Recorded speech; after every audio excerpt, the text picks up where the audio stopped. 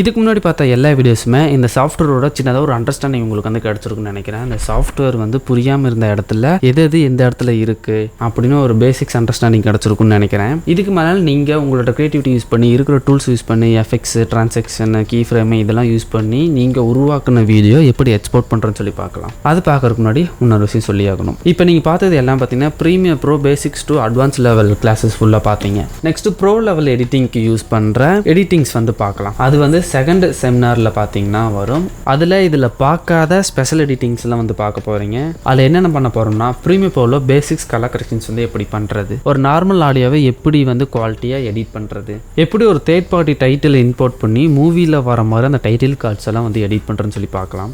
Next ஒரு இமேஜோ ஒரு வீடியோவோ எப்படி வந்து ஒரு 3D ரொட்டேட் பண்ணுறதுன்னு சொல்லி பார்க்கலாம். நெக்ஸ்ட் ட்ராக்கிங்கில் 2 மெத்தட் வந்து இருக்குது. இதில் இருக்கிற கீ ஃப்ரேம்ஸ் யூஸ் பண்ணி நம்ம ட்ராக்கிங் பண்ணலாம்.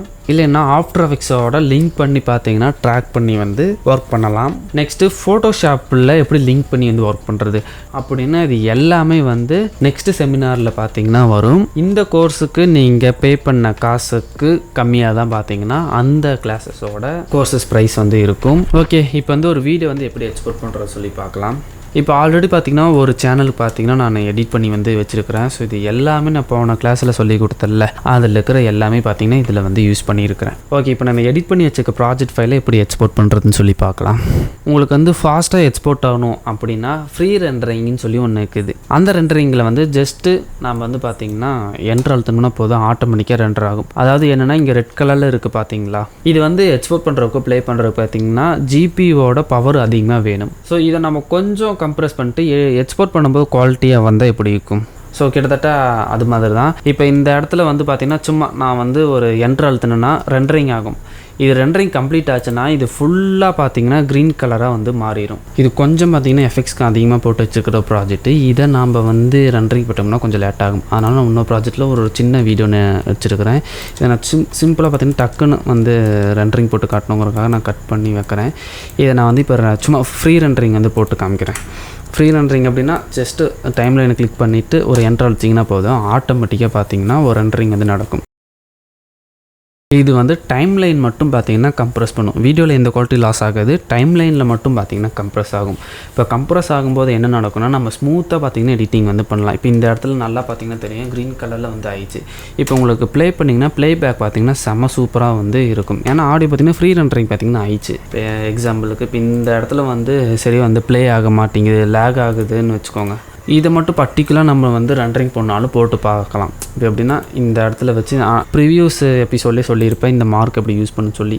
கரெக்டாக அதே இடத்துல வச்சு எந்த இடத்துலேருந்து எந்த இடம் வரைக்கும் வந்து ரெண்டரிங் ஆகணுமோ அதை வச்சுட்டு கரெக்டாக மார்க் பண்ணி செலக்ட் பண்ணிட்டு என்ட்ரு அழுத்தினீங்கன்னா போதும், ஃப்ரீ ரெண்டரிங் பார்த்திங்கன்னா ஆகும்.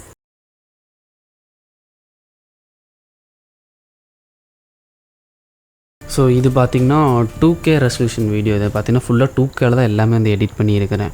ஸோ அதனால் பார்த்திங்கன்னா இதுக்கே வந்து 5 மினிட்ஸ் வந்து ஆயிடுச்சு ரெண்டரிங் போட்டதுக்கு. இப்போ பார்த்திங்கன்னா இதோட ப்ளேபேக் பார்த்திங்கன்னா ரொம்ப வந்து ஸ்மூத்தாக இருக்கும். இந்த இடத்துல நான் ப்ளே பண்ண மட்டும் பார்த்திங்கன்னா கொஞ்சம் லேக் ஆகும். பட் இது மட்டும் பார்த்திங்கன்னா ரொம்ப ஸ்மூத்தாக சூப்பராக அந்த ப்ளே ஆகும். அதுக்காக இந்த ரெண்டரிங் வந்து போடுறது. இப்போ இதை நான் வந்து ரைட் கிளிக் பண்ணி கிளியர் இன் அண்ட் அவுட்டுன்னு இருக்குல்ல, இதை விட்டேன்னா அது வந்து போயிடும். நீங்கள் அதை இது பண்ணிக்கலாம். ஓகே, இது எப்படி வந்து எக்ஸ்போர்ட் பண்ணுறதுன்னு சொல்லி வந்து பார்க்கலாம். வீடியோவில் எடிட் பண்ணி முடிச்சுட்டு ஷார்ட்கட்ஸ் பார்த்தீங்கன்னா Ctrl+M அதை அழுத்தினீங்கன்னாவே எக்ஸ்போர்ட் பண்ணுற டேபு பார்த்தீங்கன்னா வந்துடும். கீபோர்ட் ப்ராப்ளம் சம்திங் அந்த மாதிரி ஒன்று இருந்துச்சுன்னா இங்கே ஃபைல்னு ஒரு ஆப்ஷன் பார்த்தீங்கன்னா இதை கிளிக் பண்ணுங்கள். கிளிக் பண்ணிட்டீங்கன்னா எக்ஸ்போர்ட் அப்படின்னு சொல்லி ஒரு ஆப்ஷன் இருக்கும். அந்த கிளிக் பண்ணிட்டு மீடியான்னு இருக்கும். இதிலே ஷார்ட்கட் பார்த்தீங்கன்னா போட்டிருப்பாங்க Ctrl+M. இங்கே நிறைய விதமான ஃபார்மெட் இருக்குது. ஸோ இதில் நீங்கள் வந்து MP3 வேணும், அதாவது இந்த வீடியோட ஆடியோ மட்டும் வேணும் அப்படின்னாலும் ஆடியோ கிளிக் பண்ணிவிட்டு குவாலிட்டி வந்து சூஸ் பண்ணிக்கலாம். ஈக்குவாலிட்டி, நார்மல் குவாலிட்டி அப்படின்னு சொல்லி. இல்லை எனக்கு வீடியோ மட்டும் வேணுன்னா வீடியோட ஃபார்மெட் பார்த்தீங்கன்னா H.164 264 இது வந்து கிளிக் பண்ணிங்கன்னா இது வந்து வீடியோ ஃபார்மெட், அதாவது நம்ம MP4 ஃபார்மெட். இல்லை இது வந்து இமேஜாக வந்து ஜென்ரேட் பண்ணோம் அப்படின்னு பார்த்தீங்கன்னா JPEG இருக்கும். இந்த மாதிரி ஒவ்வொன்றுக்கும் ஒவ்வொரு இது இருக்கும். உங்களுக்கு ரெக்குவயர்மெண்ட் எது வேணும்னு பார்த்தீங்கன்னா பார்த்துக்கோங்க. இதே நான் வந்து எக்ஸ்பிளைன் பண்ண ஆரம்பிச்சுன்னா இதுக்கு ஒரு கிளாஸ் வந்து எடுக்கணும். ஸோ நமக்கு இப்போ மேஜராக தேவையானது MP4. உங்களுக்கு வந்து உங்களோட ஃபார்மெட் சூஸ் பண்ணிட்டு வீடியோவோட குவாலிட்டி இதை கிளிக் பண்ணி பார்த்தாவே உங்களுக்கு வந்து குவாலிட்டி வந்து அண்டர்ஸ்டாண்டிங் வந்து ஆயிரும். ஸோ இதிலே பார்த்தீங்கன்னா போட்டிருப்பாங்க Facebook 720 HD, Facebook 1080 Full HD, 2K 4K அந்த மாதிரி சொல்லி பார்த்தீங்கன்னா நிறைய இதுக்குள்ளேயே வந்துடும். அப்படியே லாஸ்ட்டாக ஸ்க்ரோல் பண்ணிட்டு வந்தீங்கன்னா யூடியூப் 4K அல்ட்ரா ஹெச்டி அப்படின்னு பார்த்தீங்கன்னா இருக்கா. ஸோ உங்களுக்கு இதில் எந்த குவாலிட்டி வேணுமோ நீங்கள் சூஸ் பண்ணி வச்சுக்கலாம்னா. ஸோ நான் ரெகுலராக பார்த்தீங்கன்னா யூடியூப் 1080 தான் பார்த்தீங்கன்னா எக்ஸ்போர்ட் வந்து போடுறது. ஆனாலும் பார்த்தீங்கன்னா கிளிக் பண்ணிக்கிறேன். கிளிக் பண்ணிட்டு ஓகே எனக்கு இதே ஃபார்மெட்டில் இப்படி இருக்கட்டும், வீடியோ தனியாக எடுத்துக்கிறேன், ஆடியோ தனியாக எடுத்துக்கிட்டிங்கனாலும் சிம்பிள் எக்ஸ்போர்ட் வீடியோனுக்குள்ளே இதை ஆஃப் பண்ணிட்டீங்கன்னா ஜஸ்ட்டு வெறும் ஆடியோ மட்டும் பார்த்தீங்கன்னா எக்ஸ்போர்ட் ஆகும். இல்லை இதை கிளிக் பண்ணிட்டோம்னா வீடியோவும் பார்த்தீங்கன்னா எக்ஸ்போர்ட் ஆகும். இல்லை எனக்கு வீடியோ வேணும், வீடியோவில் ஆடியோ வேண்டாம்னா எக்ஸ்போர்ட் ஆடியோனுக்கு பார்த்தீங்கன்னா இதை அன்செக் பண்ணிட்டீங்கன்னா ஜஸ்ட்டு ஆடியோ மட்டும் பார்த்தீங்கன்னா வரும், வீடியோ வந்து வராது. ரெண்டுமே வேணும்னா ரெண்டுமே வந்து செக் பண்ணிக்கோங்க. ஓகே, மீதியெல்லாம் பார்த்திங்கன்னா அப்படி அப்படியே இருக்கட்டும். இதெல்லாம் பார்த்திங்கன்னா மேக்ஸிமம் ரெண்டரிங் குவாலிட்டி பார்த்திங்கன்னா வரும். இது உங்களோட ரேமு ப்ராசர்லாம் கொஞ்சம் ஹெவி குவாலிட்டி இருந்தால் இது வந்து கிளிக் பண்ணிக்கோங்க. இல்லைன்னா வந்து லேக் ஆகிறது, ரொம்ப ஸ்லோவாக எக்ஸ்போர்ட் ஆகிற அந்த மாதிரி ப்ராப்ளம்லாம் இருக்கும். ஸோ அதை நீங்கள் பார்த்தீங்கன்னா சூஸ் பண்ணிக்கோங்க. சிம்பிள். மீதி எல்லாம் பார்த்திங்கன்னா அப்படியே வந்து இருக்கட்டும். இந்த இடத்துல எக்ஸ்போர்ட்டுன்னு சொல்லி ஒரு பட்டன் இருக்கும் பார்த்திங்களா, சாரி இது சொல்ல மாட்டேன். வீடியோக்கு வந்து நேம் இந்த இடத்துல பார்த்திங்கன்னா ஒரு ஆப்ஷன் இருக்கும். இது வந்து கிளிக் பண்ணிங்கன்னா வீடியோ வந்து எந்த இடத்துல வந்து சேவ் ஆகணும் அப்படின்னு சொல்லி கேட்கும். நீங்கள் உங்களோட லோக்கல் ட்ரைவ் எது வேணால் சூஸ் பண்ணிக்கலாம். இந்த இடத்துல வேணுங்க நேம் வந்து கொடுத்துக்கோங்க. நான் ஜஸ்ட் வந்து 1 வந்து கொடுத்துக்கிறேன். அவ்வளோ இந்த இடத்துல 1 பார்த்தீங்கன்னா மாறி இருக்கும். அவ்வளோதான். மீதி எல்லாம் பார்த்திங்கன்னா அப்படியே இருக்கட்டும். எக்ஸாக்டாக ஒரு ஸ்மூத்தாக வந்து எப்படி இருக்குன்னு தெரிஞ்சுக்காக இங்கே ப்ளே பண்ணி வந்து பார்த்துக்கோங்க. ப்ளேனா சும்மா லைட்டாக பார்த்தீங்கன்னா மூவ் பண்ணி வந்து பார்த்துக்கோங்க. ஏதாவது ஒன்று கொஞ்சம் ஜூம் பண்ணி பார்க்கணுன்னா இதை கிளிக் பண்ணி நீங்கள் வேணுங்கம்மா பார்த்தீங்கன்னா ஜூம் பண்ணி வந்து பார்த்துக்கலாம். ஓகேங்களா? அவ்வளோ. மீதியெல்லாம் அப்படியே இருக்கட்டும். நீங்கள் எக்ஸ்போர்ட் பண்ண எக்ஸ்போர்ட்னு பட்டனும் இது கொடுத்திங்கன்னா எக்ஸ்போர்ட் ஆக ஆரம்பிச்சிடும். ஃபஸ்ட்டு பார்த்தீங்கன்னா ஃப்ரீ ரெண்டரிங் அதேமாதிரி சின்னதாக வந்து ஆகும், எத்தனை ஆடியோக்கு எத்தனை வீடியோக்குன்னு சொல்லி.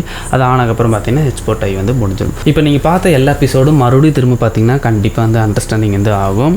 இது இப்படியே விட்டு இவ்வளோ நேரம் கற்றுக்கிட்ட ஸ்கில்லை வேஸ்ட் பண்ணாமல் நெக்ஸ்ட்டு செமினாரில் ஜாயின் பண்ணி ஸ்கில்லை டெவலப் பண்ணுறத வழியே பாருங்கள். ஆனால் இப்போ எடிட்டிங் டிமாண்ட் அதிகமாகிக்கிட்டே இருக்குது. ஸோ இது வரைக்கும் இந்த கோர்ஸ் வந்து வாட்ச் பண்ணக்கு ரொம்ப நன்றி. கூடி சீக்கிரம் நெக்ஸ்ட் செமினார் பார்த்தீங்கன்னா ரிலீஸ் ஆகும்.